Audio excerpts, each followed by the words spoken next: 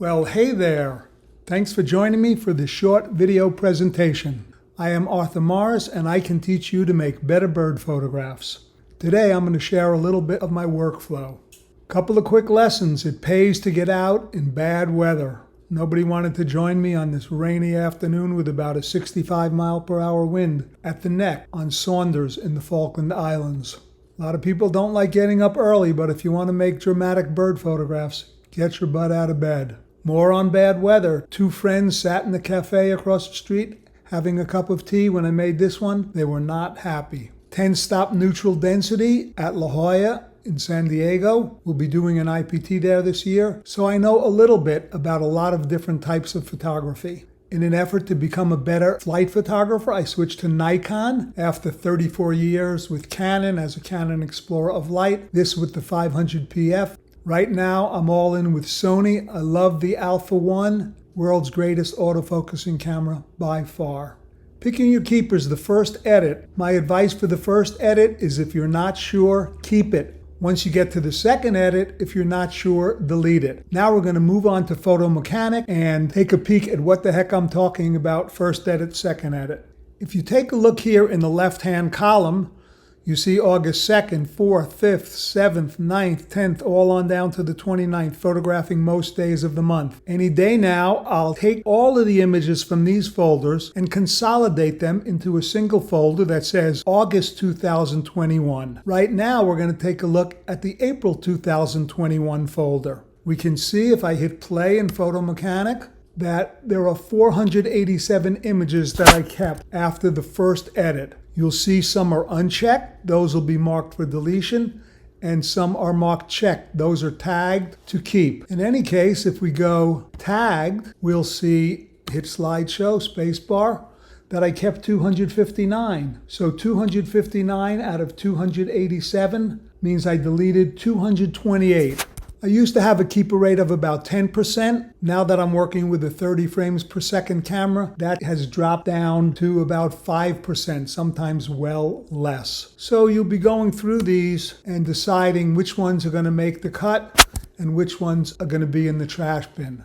Actually, we can get a quick peek at what I've done in April. Indian Lake Estates, my home in Central Florida. Then spent a lot of time in April at Stick Marsh, the amazing spoonbill photography. We'll be running a trip or two there this spring. More Stick Marsh. Stick Marsh and DeSoto, the beautiful laughing gulls in April. We'll be back there in spring as always. Probably two trips, one in April, one in May. More DeSoto, little Stick Marsh.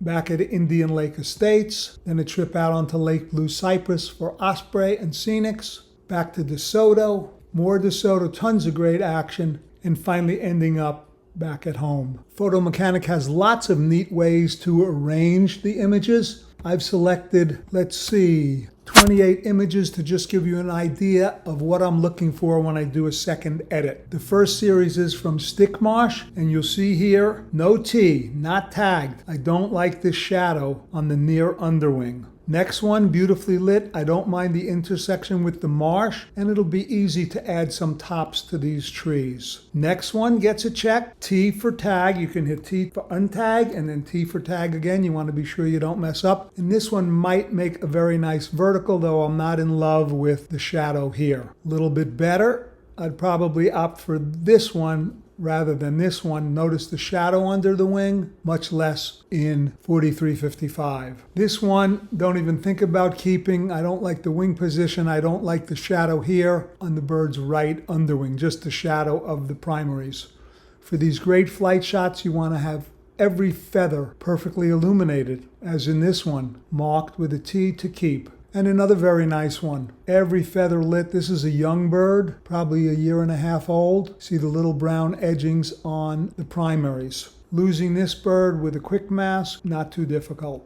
And this one is a close call, pretty nice outstretched landing, but again, that little shadow. I want the underwings perfectly lit. This is a unique pose, and I like it, so I'm keeping it. And this one looks just about perfect, but I don't like the shadow of the head across the breast. And by the way, we can check all of these for sharpness by going Command click, and with the A1 they're almost all razor, and then Z to unzoom. And you could set your zoom magnification here. Love this one, gave it a T with the shadows of the primary feathers on the far wing, and a wide shot with a beautiful background. Now we have two red knots from April 10th. First one with a little, probably a little clam spat, and then an other, but you can see in the first one I'm a little wider and the head is beautifully lit. The second one, the bird's head is turned towards us a bit too much, and I've really cut off the end of the shadow, so that does not get a T, that's a delete. Western Sandpiper, we're going to optimize this one for you tomorrow. So again, we have two pretty good frames, 74 and 82. 74, if we zoom in on 74, you can see the eyelashes are dead razor sharp and the face is beautifully lit. On 82, not so sharp, and if you go to the wide view, you can actually see the difference. There, the bird's face is lit and alive, and there you sort of lose it. So this one gets a T for keeper, T for tag. This one goes in the trash bin. 4 great blue herons, my patented shot from below. Wound up deleting this one, not enough sharpness through the neck. These two are very similar, just zoomed out a little and zoomed in a little. 433 millimeters, 500 millimeters, and the last one I don't like as much with the bird on the right side of the frame. Sometimes we work hard out on a boat trying to make something decent, a cypress tree on Lake Blue Cypress, and I don't know, I was going to delete both of these, but I'll keep this one, give it a T for tag. 2 dancing reddish egrets from Fort DeSoto.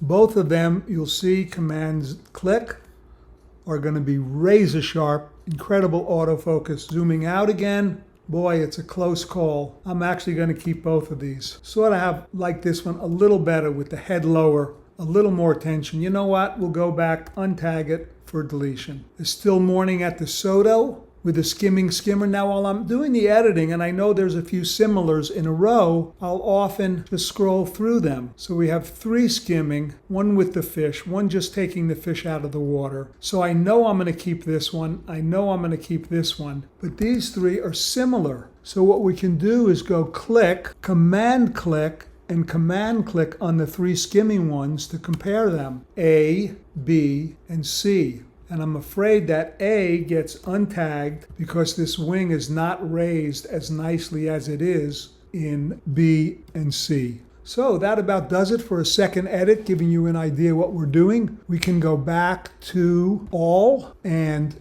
if I were going to delete from here, I go untagged, show untag, Command A, and then Command delete.